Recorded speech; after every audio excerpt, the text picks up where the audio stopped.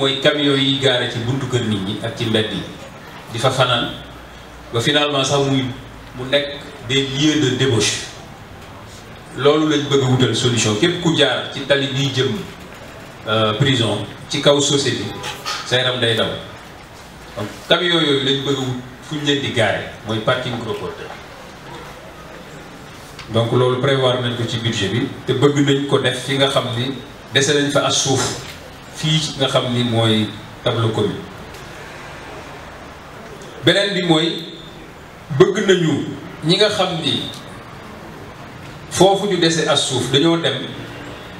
ni yéey yaay dañ faa jënd te ku ne xam ni domaine public amul jaay amul jënd. le domaine, autant pour moi, le domaine national, je veux dire, le domaine national ci wàllu suuf mairie sax amul droit jaay gestion rek lañ ko wax mu def mooy mën nga ko gérer bu fekkee am nañu soxla pour dëkke ko wala def ay projet nga def délibération jox leen mais doo ko jaay. mais su nit sañee dem ci place yooyu jënd ko ñëw nag ak dëgër fi wala acte de vente loolu mooy je pense que loolu offense la ci li ma ko mën a tuddee pour la mairie. donc am na ñaari nit yu fa nekk kenn ki mi ngi tudd Mamadou Thiongane keneen ki mi ngi tudd Ibrahima Ba ñoom ñaar ñëpp recevoir naa leen. Mamadou Thiongane nee na ma nga fa jënd suuf depuis 2009 war na ma këyit bi acte de vente bi mais comme li ma jiital sànq ci sama wax rek domaine national amul jaay amul jënd gestion rek la donc këyit googu tekkiwul dara sur le plan juridique du titre de propriété buy war ni nit am na wala moom na. ñetti titre de propriété yi tax nit moom suuf mooy délibération bu la conseil municipal jox wala bail wala titre foncier benn amu ci. beneen bi keneen ki mooy Ibrahima Ba am na fu mu jàppalu toog fa ni moo waa Eaux et Forêts ñoo ko jox këyit pour mu toog fa bu dee bu congaan bi moom leer ni domaine national kon kooku moom duñ ko may dara lu ñu mën a def ba fuqar ñi suuf soosu dinañ ko def parce que loolu mooy intérêt commun. ba mu Ibrahima Ba fi mu toog comme nee na Eaux et Forêts moo ko moom ñu ngi def ay gëstu pour xam loolu ndax yan dëgg la wala du dëgg parce que bu dee Eaux et Forêts ñoo ko moom certainement forêt classée la war a doon parce que Eaux et Forêts forêt classée lay gérer donc bu dee forêt classée la loolu moom suñu yoon nekk ci mais bu dee leer na ni domaine national la ni ñu fas yéene doxalee congaan noonu la ñu fas yéene doxalee moom mooy domaine national collectivité territoriale moo koy gérer kon lu ñu mën a def ba jotaat ci suuf soosu projet yi ñu am ñu mën ko ci mottali dinañ ko def ci kattanu borom. beneen bi mooy problème mu mbuurkat ci wàllu suuf foofu je demande solennellement au président de la République Macky Sall déclassement moom la yàlla def mu tegu ci loxo parce que déclassement décret ngay jël signé ko xaatim ko pour nga déclasser forêt ku ne xam na ni problème mu mbuurkat yamul commune ouest mais c'était un problème national j'allais dire même international ñëpp gis nañ ko mu ñëw fi am lu mu diggee woon la mu diggee woon boobu ba tey population yi ñu ngi xaar mooy décret bi nga xam ni mooy déclasser forêt bi ñu mën ko dugal ci domaine national nit ñi mën fa dëkk parce que ña ngi fay tabax déjà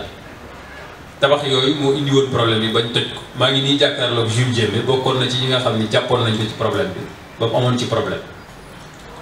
loolu tey la Waalo gën a aay def nañ marche ñoom waa Mbourkat semaine passée ñëw ba ci mairie bi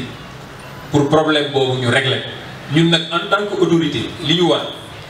mooy nekk aux côtés des populations pour que cette doléance là soit satisfaite le plus rapidement parce que li ngi bëgg a durer te lu muy gën di durer peut-être irrégularité yi fa nit ñi di def di gën a yokk bu ko defee problème bi dina toll foo xam ni pour nga saafara ko day jafe mais foofu li ñu fay ñaan président mooy ñeñ fa toj seeni kër nañu fexe ba joxaat leen seeni kër wala ñu jox leen ay parcelles foofa parce que yu mel noonu ñaare ñi am baat te am doole dañ ciy profité prox ndoll pour teg loxo suuf si donc néew di doole ya fa nekkoon dem tabax fa parce que amuñu fu ñu dëkk dem ba ci forêt classée bi parce que ñàkk pexe moo taxoon nag ñu dem dëkk ñooñu ngalawaay nañ leen recenser xam leen joxaat leen seeni suuf wala ñu jox leen parcelle foofu te ñun ñi nga xam ni ñooy maire yi am ay projets yu ñu war a réaliser ñu jox ñu fa suuf soo xam ni projet yi ñu bëgg a réaliser parce que yi ñu bëgg a réaliser bari na ñu mën ko fa def incha allahu rabbi.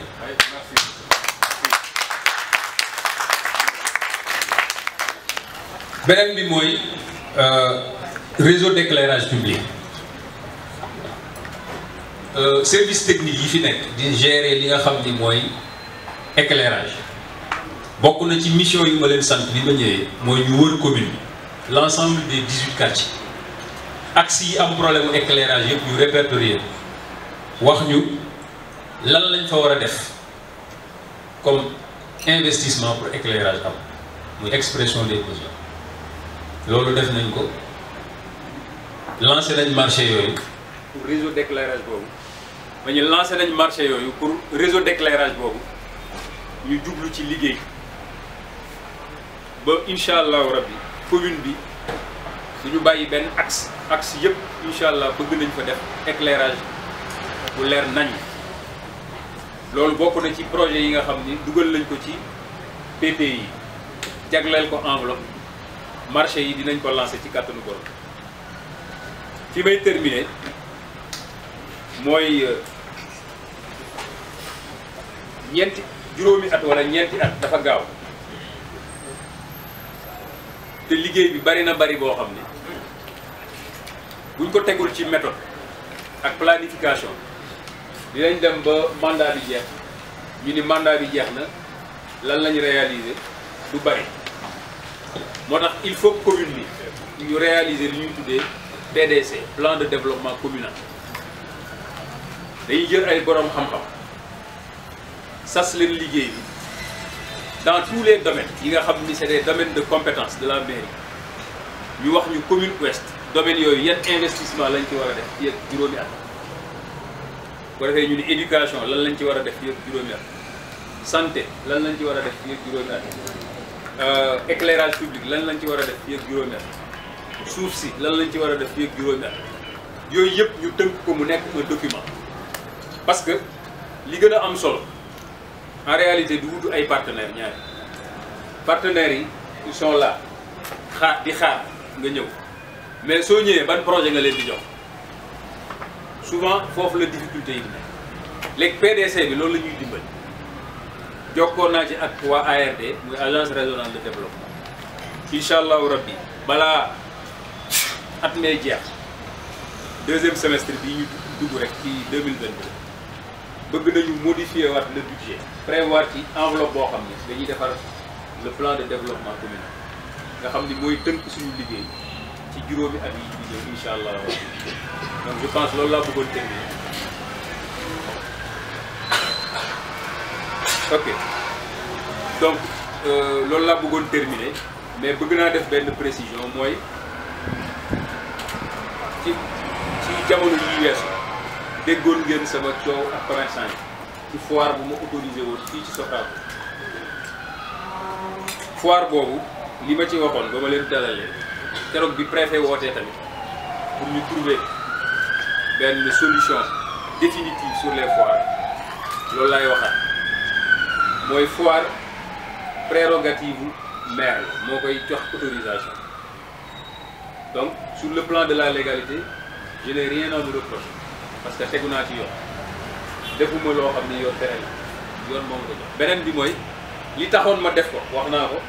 mooy nit ñi ñooy bëgg jamonoy fet seeni doom soxla doom yi macha allah te mënuñu jëndal yëpp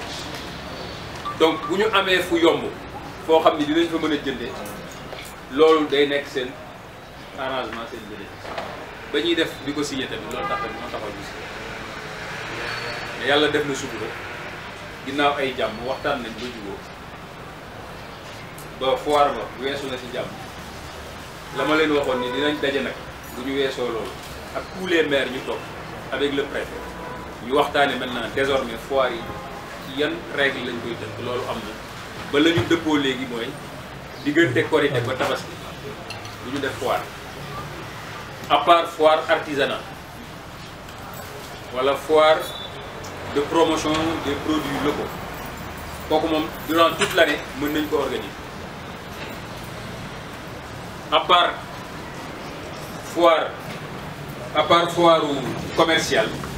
foire commerciale daal lañ tere diggante Korité ak Tabaski mais su dul loolu durant toute l'année foire artisanale ak foire de transformation des produits locaux mën na am mais bu ñaari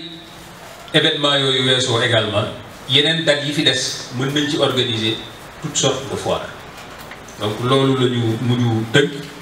fi may jeexale mooy jombul dégg ngeen également ci biir koor gi bi nit ñi di déposer ay demandes pour am ci ndimbal yi ay coow yu fi amoon ci ñoo xam ne dañ leen doon laaj xaalis ci biir mairie loolu biñ ko yëgee ñu wax ñu ko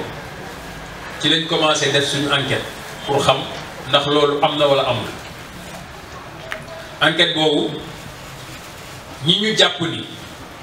ñoom la dama leen servir automatiquement demande d'explication nag c'est le point de départ de la procédure disciplinaire mooy boo dee bëgg saafara bi foofu ngay départ ci wàllu administration donc loolu ñuy continuer ñi nga xam ni tudd nañ leen ci ñoom ñëpp incha allahu rabbi dinañ leen identifier suñ leen identifier ba xam leen daan yee ca war dinañ ko def parce que amul kenn ku war a déposer ci mairie pour demande ñu lay laaj xaalis santaane wu ma te ku ko def dinaa la def ci kattanu borom donc loolu la ko population yi xam parce que je tiens farouchement à préserver la notoriété et la crédibilité de l'institution municipale loolu moom j'y tiens farouchement incha allahu rabbi li ci war dinañ ko def ci kattanu borom donc maa ngi leen di jaajëfal bu baax li ma wax ci olof nag texte baa ngi